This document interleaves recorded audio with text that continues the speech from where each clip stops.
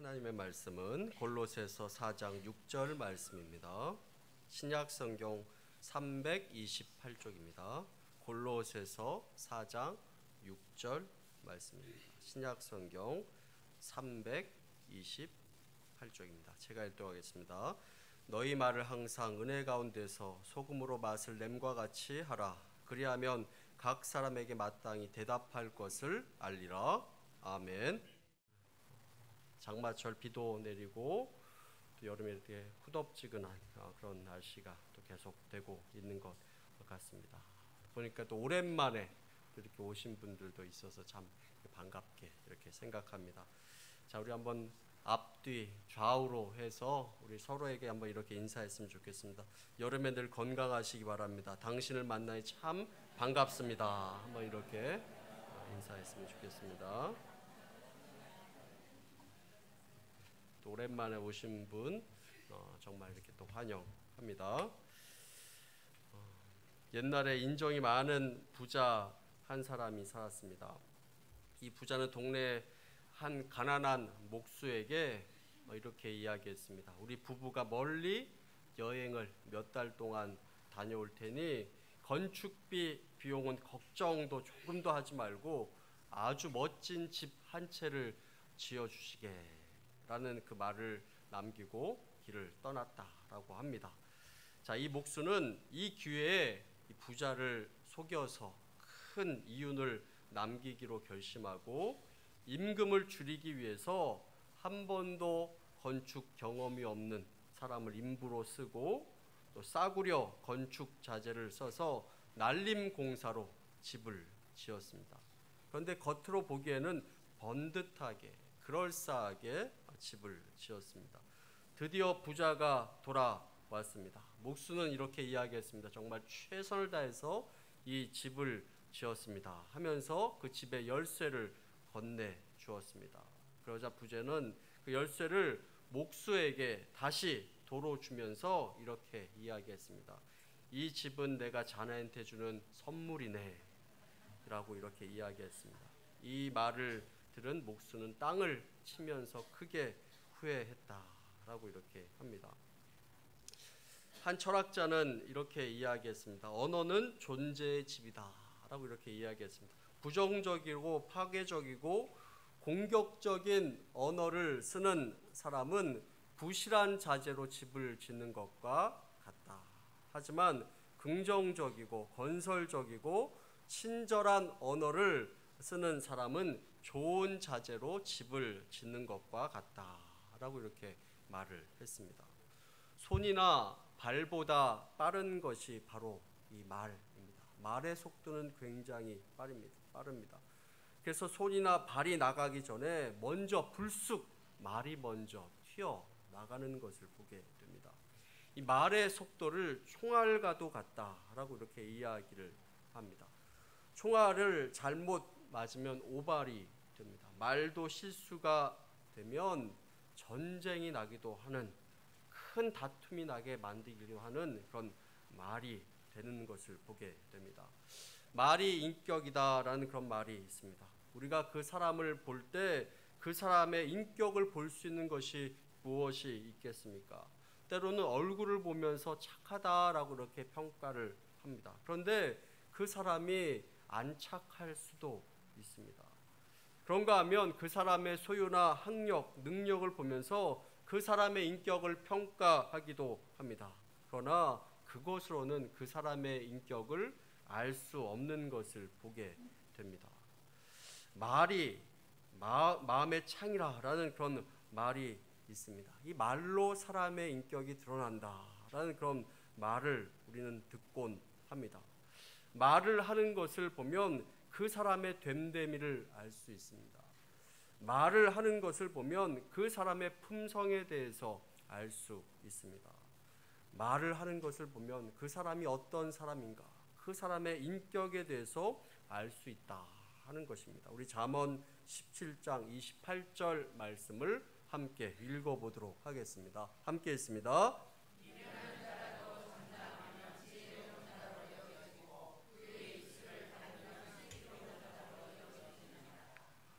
미련한 자라도 잠잠히 있으면 어떤 사람으로 여겨진다고요? 지혜로운 입술을 닫으면 슬기로운 자로. 자, 이 말을 요즘 말로 옮기면 어떤 말이 될까요? 가만히 있으면 중간은 간다 라는 그런 말로 옮길 수도 있을 것 같습니다.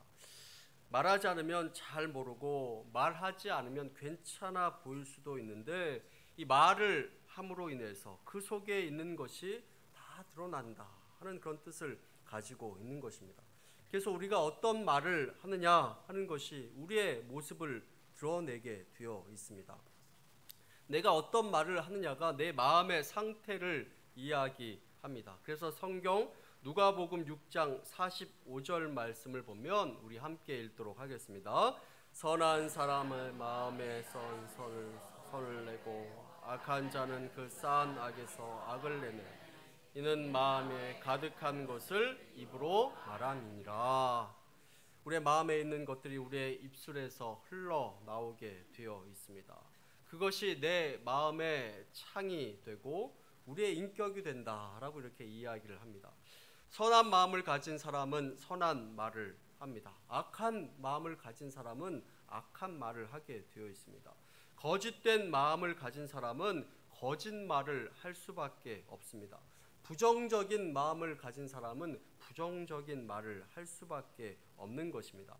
겸손한 마음을 가진 사람은 겸손한 말이 그 입술에서 나오게 되어 있는 것입니다. 그래서 성경은 오늘 저에게 또 여러분들에게 말씀하고 있습니다. 말이 여러분들과 저의 모습을 드러낸다라고 이렇게 이야기를 하고 있고 내 속에 있는 내 마음의 상태가 언어로 드러나고 나타내는 것이 있다면 그렇다면 하나님의 은혜를 경험한 사람 우리들은 과연 어떠한 말을 해야 하는가 하는 것에 대해서 말씀하고 있습니다.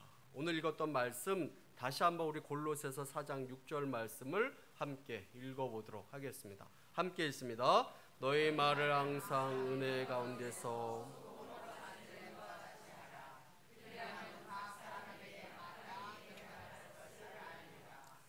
너희 말을 항상 은혜 가운데서 하라라고 이렇게 말씀을 하고 있습니다. 영어 성경에 보면 너희 말이라는 이 표현은 너희가 하는 모든 일상생활에서의 모든 말을 이야기합니다. 일상생활 가운데 하는 모든 말을 항상 은혜 가운데서 하라라고 이렇게 말씀을 하고 있습니다.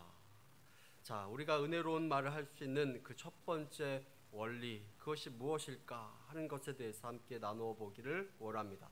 첫 번째로는 은혜로운 말은 하나님의 은혜를 아는 마음에서 나온다 하는 것입니다.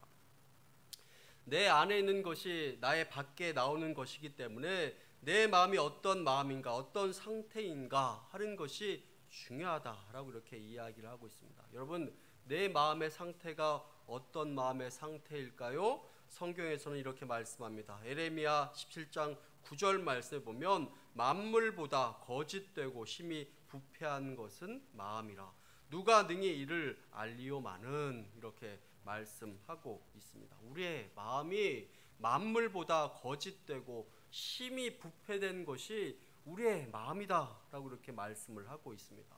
죄로 물들어 있는 우리의 마음, 이 마음 가운데는 선한 것이 나올 수 없는 것입니다. 착한 것이 나올 수 없습니다. 내 마음속에 악한 것들이 있는데 선한 말로 은혜로운 말로 이것이 나올 수 없는 것입니다. 우리는 가만히 놔두어도 거짓을 말하게 되어 있습니다.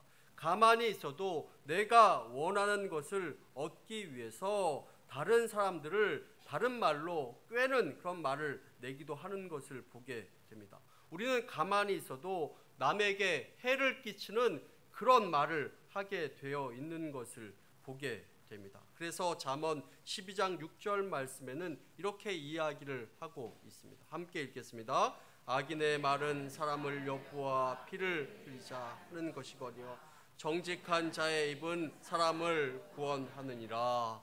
우리의 마음 심히 부패한 마음이다 라고 이렇게 이야기하고 있고 우리의 입에서 나오는 그 말은 사람들을 어렵게 만들고 힘들게 만드는 그런 말이 나온다라고 이렇게 이야기를 하고 있습니다. 그래서 성경에서는 마치 우리의 말이 남을 찌르는 것 같은 그런 말이 함부로 우리 입술 가운데서 나온다라고 이렇게 이야기를 합니다. 잠언 12장 18절 말씀에 보면 칼로 찌름같이 함부로 말하는 자가 있거니와 지혜로운 자의 혀는 양약과 같으니라 라고 이렇게 말씀을 합니다. 여러분, 칼로 찌르면 무엇이 납니까? 피가 나오게 되어 있습니다.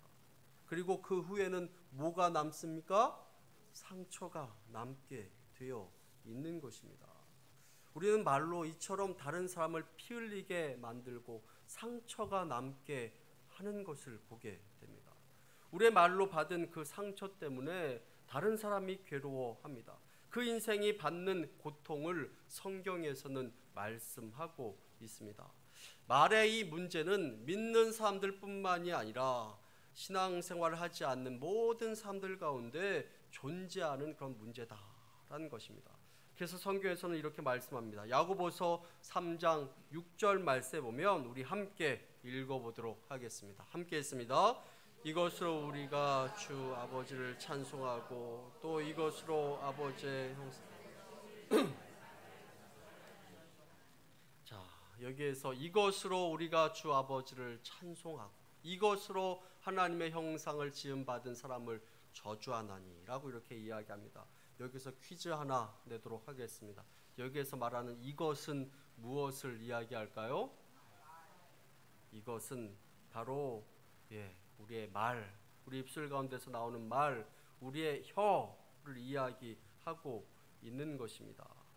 우리 입술에서 나오는 그 말로, 우리의 입에서 나오는 것으로 하나님을 찬양하기도 하고 기도하기도 하면서 막상 사람들과의 관계에서는 사람들을 저주하기도 하고 상처 주기도 하는 그런 악한 말을 하기도 하는 것이 우리의 입에서 나오는 말이고 우리의 입술이다라고 이렇게 이야기를 하고 있습니다. 그러면서 과연 그 삶이 옳은 삶인가 하는 것을 이야기하고 묻고 있는 것을 보게 됩니다. 하나님을 찬양하는 입에서 여전히 남을 상처 주는 그런 말을 하게 되는 것을 보게 됩니다. 그 입에서, 똑같은 입에서, 같은 입에서 나오는 그 말에서 다른 사람을 저주하기도 하고 하나님을 높이기도 하고 기도하기도 하는 그런 말을 하게 된다라는 것을 말씀하고 있습니다. 그래서 우리가 어떤 말을 하느냐가 우리의 신앙의 성숙의 정도를 보여주기도 합니다. 나의 말, 나의 언어가 나의 영성의 척도가 되기도 한다라는 것을 말씀하고 있습니다. 그래서 야고보서 3장 2절 말씀에 우리가 다 실수가 많으니 만일 말에 실수가 없는 자라면 곧 온전한 사람이라 능히 온 몸도 굴레 씌우리라 라고 이렇게 말씀을 하고 있습니다. 우리의 말에는 이와 같이 실수가 있습니다. 남을 아프게 만들고 어렵게 만들기도 합니다. 그래서 성경에서는 이야기합니다. 은혜로운 말을 하기 위해서는 뭐가 필요하다고요? 하나님의 은혜가 필요하다라고 이렇게 이야기를 합니다. 하나님의 은혜를 경험한 사람들이 은혜로운 말을 할 수 있는 것입니다. 그렇지 않으면 나의 입술 가운데서 은혜가 사라지게 되어 있는 것입니다. 하나님의 은혜가 나의 입술을 통해서 나오게 되는 것, 오늘 그 은혜의 언어, 은혜의 말을 성경에서는 말씀하고 있는 것입니다. 너희 말을 항상 은혜 가운데 하라라고 이렇게 말씀합니다. 여기서 항상은 어떤 상황에라도라는 그런 뜻을 가지고 있습니다. 어떤 상황 가운데서도 말을 은혜롭게 하라라고 이렇게 이야기합니다. 어떤 상황, 어려운 상황 가운데서도 힘든 상황 가운데서도 은혜로운 말을 하라라고 이렇게 말씀합니다. 또 항상이라는 이 단어 가운데서는 어떤 대상이라는 그런 말도 포함되어 있는 것을 보게 됩니다. 어떤 상대이든지 어떤 대상이든지 그 누구와 대화할 때라도 하나님의 은혜가 깃든 그런 말을 하라라고 이렇게 말씀을 하고 있습니다. 우리가 직장에서, 우리의 가정에서, 남편과 아내 사이에서, 우리 자녀들과의 사이에서 우리는 과연 어떠한 말을 하고 있습니까? 하나님의 은혜를 경험하고 하나님의 그 은혜가 깃든 그런 말을 항상 그 사람들 가운데 하고 있습니까?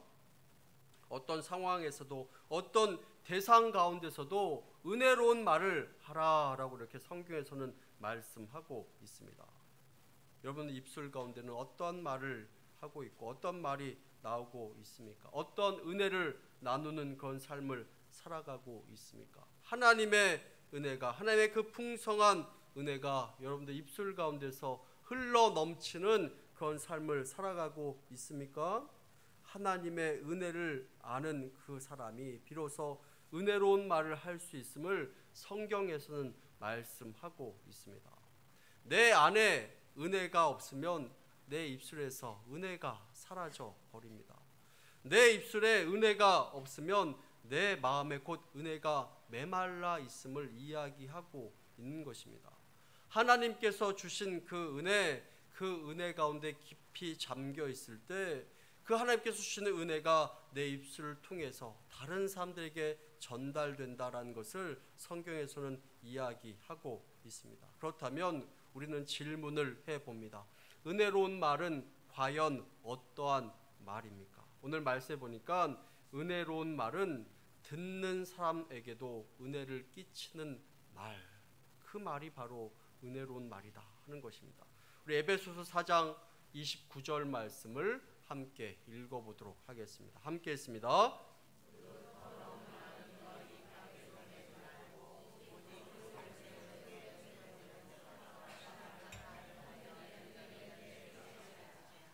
은혜로운 말로 듣는 자에게 은혜를 끼치라 라고 이렇게 이야기를 하고 있습니다. 내가 은혜로 이야기하는 것, 그것은 그것으로 끝나는 것이 아니라 바로 듣는 사람에게 은혜를 끼치게 되고 듣는 사람들 가운데 축복이 되는 말, 듣는 삶 가운데 힘이 되는 것, 하나님께서 주신 그 은혜가 듣는 삶 가운데 넘치게 되는 것, 그 은혜를 끼치는 말을 하게 된다라고 이렇게 이야기하고 있습니다. 이 은혜를 끼치는 말은 도움이 되는 말을 의미합니다. 은혜를 끼치는 말은 생명이 되는 말을 의미합니다. 은혜를 끼치는 말은 세워주고 축복이 되는 그런 말을 이야기하고 있는 것입니다. 바로 그 은혜가 되는 말, 어떠한 말입니까? 첫 번째는 관용의 말, 그것이 바로 은혜가 되는 말입니다. 우리는 쉽게 다른 사람들에게 상처를 주게 되고 쉽게 다른 사람들을 판단하게 되는 경우를 많이 보게 됩니다. 다른 사람들을 판단하게 됩니다. 그리고 그것을 말로 표현합니다. 그것 때문에 상처받게 되고 그것 때문에 힘들게 되는 것을 우리는 많이 보게 됩니다. 다른 사람들에게 내가 하는 말이 다른 사람에게 힘이 되기는커녕 그것 때문에 힘들게 되는 것을 보게 됩니다. 다른 사람들을 판단하는 것, 오해하는 것, 그것 가운데 이해하고 관용을 베풀고 오래 참는 것, 그것을 성경에서는 이야기합니다. 우리는 행동 하나를 보고 다른 사람들을 판단하며 이야기합니다. 아이 저 사람 저 왜 그러는 거야? 어유 저 사람 왜 저 모양이야? 에이 저 사람 다른 사람들에게 잘 보이려고 저런 거 아니야? 이렇게 그 동기마저 의심하면서 판단하는 것을 우리는 보게 됩니다. 거기에는 생명이 있을 수 없습니다. 거기에는 은혜가 있을 수 없습니다. 상처와 아픔만 존재하게 되는 것을 보게 됩니다. 그런데 오늘 성경에서 우리에게 이야기합니다. 우리가 어떻게 그렇게 다른 사람을 판단하고 평가할 수 있는가? 그것이 정확한가? 그렇지 않다라는 것을 이야기합니다. 정확하지 않습니다. 그러나 우리는 쉽게 판단합니다. 쉽게 말합니다. 쉽게 정죄합니다. 쉽게 평가합니다. 그리고 그것을 퍼뜨리고 이야기하는 것을 보게 됩니다. 그런데 관용과 인내, 은혜를 끼치는 말, 그 말은 그렇게 하지 않는다라고 이렇게 이야기를 하고 있습니다. 우리 로마서 14장 10절 말씀을 함께 읽어보도록 하겠습니다. 함께 읽습니다. 내가 어찌하여 내 형제를 비판하느냐? 어찌하여 내 형제를 억진 여기냐? 우리가 다 하나님의 심판대 앞에 서리라. 우리 모두가 다 하나님 심판대 앞에 설 우리들이다 라고 이렇게 이야기합니다. 자격이 없는 우리들이다 라고 이렇게 이야기합니다. 그렇게 다른 사람들을 평가해서는 안 될 사람이다 라고 이렇게 이야기를 합니다. 그래서 성경에서는 은혜로운 말을 하라 라고 이렇게 이야기합니다. 판단의 말, 비판의 말 하는 것이 아니라 다른 사람들을 잘 세워줄 수 있는 말, 인내해주고 이해해주는 관용의 말을 하라라고 이렇게 말씀하고 있습니다. 우리 야고보서 4장 11절부터 12절까지 말씀도 함께 읽어보도록 하겠습니다. 함께 읽습니다. 형제들아 서로 비방하지 말라.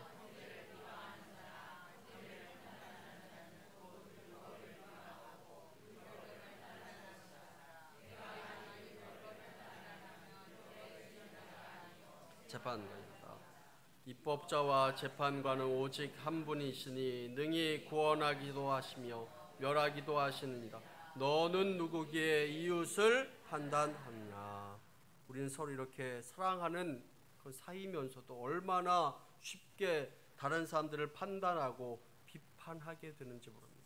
그 말 때문에 마음 가운데 상처가 되고 또 어려움과 고통 가운데 지내게 되는 것을 보게 됩니다. 그런데 그처럼 판단하고 비판하는 사람에게 성경에서는 말씀하고 있습니다. 너가 누구이기에 그렇게 판단하고 비판하느냐라고 그렇게 이야기합니다. 우리는 다 같이 하나님의 심판대 앞에 설 사람들이지 너희들이 판단하고 비평할 그런 사람들, 그런 존재가 아니다라고 이렇게 말씀을 하고 있습니다. 또한 은혜로운 말, 그 말은 어떠한 말일까요? 두 번째로 죽이는 말이 아니라 살리는 말을 의미합니다. 정말 그 사람을 살리고 잘 되게 하는 말, 그 말을 의미하고 있는 것입니다. 다른 사람들을 어렵게 만들고 파괴하고 힘들게 만들고 상처를 주는 말, 그런 말이 아니라 다른 사람들을 잘 되게 만들고 세워주는 그런 말을 의미하고 있는 것입니다. 아까 읽었던 그 에베소서 4장 29절 말씀에도 무릇 더러운 말은 너희 입 밖에도 내지 말고 오직 덕을 세우는 데 소용되는 대로 선한 말을 하여 듣는 자들에게 은혜를 끼치게 하라 라고 이렇게 말씀을 하고 있습니다. 오직 덕을 세우는 데 소용되는 대로 선한 말을 하라 라고 이렇게 말씀합니다. 잠언 15장 4절 말씀에도 온순한 혀는 곧 생명나무이지만 해역한 혀는 마음을 상하게 하느니라 라고 이렇게 말씀을 합니다. 온순한 혀는 생명나무이지만, 이 말의 뜻은 다른 성경에서 너희가 하는 말의 모든 말이 온순한 혀의 말과 같이 선물과 같이 되는 말을 하라라고 이렇게 이야기를 하고 있습니다. 온순한 혀의 말은 선물과도 같은 말입니다. 상대방에게 은혜를 주는 말입니다. 우리의 가정에서, 일터에서, 직장에서 우리가 하는 그 말들이 다른 사람들에게 은혜가 끼치고 있는지, 은혜가 되는 말인지 우리는 한번 생각해 보기를 원합니다. 가정 안에서 식탁 자리 가운데서 내가 하는 그 말이 다른 사람들에게 은혜가 되는 그 말인지 한번 생각해 보기를 원합니다. 우리는 다른 사람들에게 얼마나 큰 상처를 주는 말을 쉽게 하는지 모릅니다. 험담하고 수군거리면서 이야기합니다. 사람들에게 가서 이야기합니다. 야, 누가 그러던데 말이야?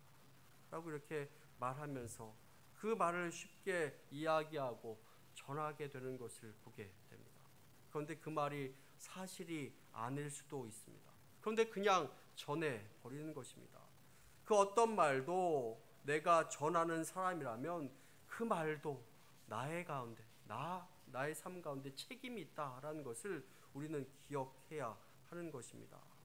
우리는 또 다른 사람들에게 이야기합니다. 야, 이거 너만 알고 있어? 라고 이렇게 만나는 사람들에게 이야기합니다. 그런데 만나는 사람들마다 다 그렇게 이야기합니다. 결국에는 다 알게 되는 것을 보게 됩니다. 그래서 성경에서는 우리에게 이야기합니다. 무릇 더러운 말은 너희 입 밖에도 나오게 하지 말라, 내지 말라라고 이렇게 이야기합니다. 더러운 말의 뜻은 무엇입니까? 헬라어로 썩은 과일, 썩은 나무를 이야기합니다. 여러분, 썩은 과일을 주워서 먹으면 어떻게 되겠습니까? 어떻게 됩니까? 속에서 탈이 나게 되어 있습니다. 아픕니다. 아플 수밖에 없는 것입니다. 그와 같이 더러운 말, 해를 끼치는 말을 하지도 말고 입 밖에도 내지 말라라고 이렇게 이야기하고, 사람을 세우는 말, 축복이 되는 말, 도움이 되는 말을 하라라고 이렇게 말씀을 합니다. 세 번째로 은혜가 되는 말은 어떠한 말입니까? 불평하는 말이 아니라 감사의 말을 이야기하고 있습니다. 여러분, 불평이 많은 사람, 그 불평하는 말을 듣고 여러분들 은혜를 받은 적이 있습니까? 불평의 그 이야기를 듣고 은혜로웠다 라는 그런 표현을 해본 적이 있습니까? 불평과 불만이 가득한 말 가운데는 부정적인 것이 가득하고 그 마음 가운데 이 부정적인 것이 가득한 것입니다. 거기에는 감사가 있을 수 없습니다. 거기에는 은혜가 있을 수 없습니다. 거기에는 믿음이 있을 수 없는 것입니다. 은혜로운 말, 은혜를 끼치는 말은 감사하는 말입니다. 감사하는 말 가운데 힘이 납니다. 감사하는 말 가운데 하나님의 은혜로 다시 일어나게 되는 그런 역사가 넘치게 되는 것을 보게 됩니다. 그래서 성경에서는 이야기합니다. 에베소서 5장 4절 말씀을 보면 우리 함께 읽도록 하겠습니다. 함께 했습니다. 누추함이나 어리석은 말이나 희롱의 말이 마땅치 아니하니 오히려 감사하는 말을 하라. 어리석은 말, 누추한 말, 희롱의 말, 이런 말을 하지 말고 오히려 감사의 말을 하라라고 이렇게 이야기하고 있습니다. 그래서 성경에서는 우리에게 말씀합니다. 불평에서 감사로, 죽이는 말이 아니라 살리는 말로, 판단이 아니라 관용으로, 어리석은 말이 아니라 감사의 말을 하라라고 이렇게 이야기를 하고 있습니다. 그렇다면 우리는 어떻게 이렇게 은혜로운 말을 할 수 있을까요? 우리가 말할 때 이 세 가지를 우리가 늘 기억하고 생각하며 말을 할 수 있게 되기를 원합니다. 첫 번째는 무엇이냐면 이 말이 정말 진실된 말입니까? 이 말이 진실된 말인가 하는 것을 우리는 생각해 봐야 합니다. 진실된 말이 아니라면 말하지 마시기를 바랍니다. 조금이라도 내가 말하는 것에 의심이 된다면 말하지 마시기를 바랍니다. 이게 사실이라고 이렇게 이야기하면서 사실이 아닌 것 같으면 이야기하지 마시기를 바랍니다. 말할 때 늘 생각해 봐야 합니다. 이 말이 정말 진실된 말인가? 우리는 두 번째로 말할 때 늘 생각해 봐야 합니다. 이것이 정말 필요한 말인가 하는 것을 생각해 봐야 합니다. 여러분, 진실된 말이라고 할지라도 다 필요한 말은 아니다 하는 것입니다. 옳은 말이라고 해서 다 필요한 말은 아닙니다. 직설적인 말, 여과 없이 하는 말, 그 말이 옳을지라도 다 필요한 말은 아닐 수 있다 하는 것입니다. 그 사람에게 당신 참 어리석어 라고 이렇게 말하는 것보다 그 사람에게 힘이 되어주고 격려해주는 말이 더 필요한 말이 아니겠습니까? 그래서 내가 그 사람에게 말을 할 때 이 말이 정말 필요한 말인가 하는 것을 우리는 늘 생각해 봐야 합니다. 우리는 말할 때 이런 생각을 종종 하게 됩니다. 이 말 해서 되는 말인가? 해도 되는지 모르겠네. 그 말은 하지 마시기를 바랍니다. 이 말 해서는 안 될 것 같은데 그 말은 하지 마시기를 바랍니다. 내가 하는 말 정말 필요한 말인가? 늘 생각해 보시기를 바랍니다. 또한 말할 때 세 번째로 이 말이 정말 은혜로운 말인가 하는 것을 우리는 늘 생각해 봐야 합니다.